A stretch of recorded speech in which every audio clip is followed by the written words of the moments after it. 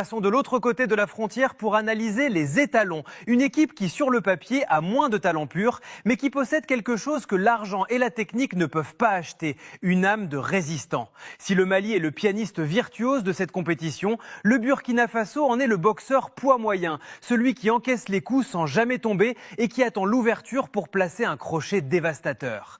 L'identité des étalons est radicalement opposée à celle de leurs voisins maliens. Ici, on ne cherche pas la possession stérile, on ne cherche pas à caresser le ballon, on cherche à faire mal, on cherche l'efficacité verticale. Le Burkina Faso est de ces trois prétendants l'équipe la plus pénible à jouer pour un favori. Pourquoi ? Parce qu'ils acceptent leurs conditions. Ils savent qu'ils n'ont pas la qualité technique intrinsèque du Maroc ou du Sénégal. Alors, ils ont développé un football de commando. C'est une équipe de transition bâtie pour exploser à la récupération du ballon. Quand vous affrontez les étalons, vous avez souvent l'impression de dominer, vous êtes installé dans leur camp et soudain, en une passe laser et une course de 40 mètres de Dango Ouattara ou d'Issa Kaboré, vous vous retrouvez avec le feu dans votre surface. La colonne vertébrale de cette équipe en 2025 est d'une solidité effrayante. Tout part d'Edmond Tapsoba. Il n'est plus un espoir, il est aujourd'hui l'un des 3 meilleurs défenseurs centraux du monde. Sa capacité à défendre debout, à relancer proprement sous pression et à casser des lignes par la passe est l'atout majeur du système burkinabé. Avoir un tel patron derrière permet au bloc de jouer plus bas sans paniquer car ils savent que le mur est là. Mais la vraie force du Burkina, c'est sa résilience mentale. L'histoire de la CAN nous l'a prouvé maintes fois. 2013, 2017, 2021. À chaque fois, on ne les attendait pas et à chaque fois, ils étaient là, dans le dernier carré.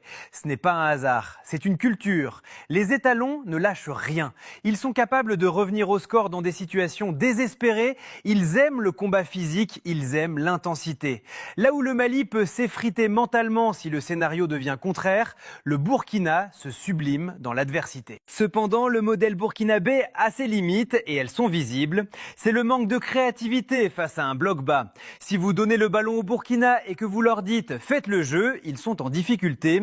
Ils manquent de ce milieu créateur, de ce numéro 10 à l'ancienne, capable de trouver la petite passe dans une défense regroupée.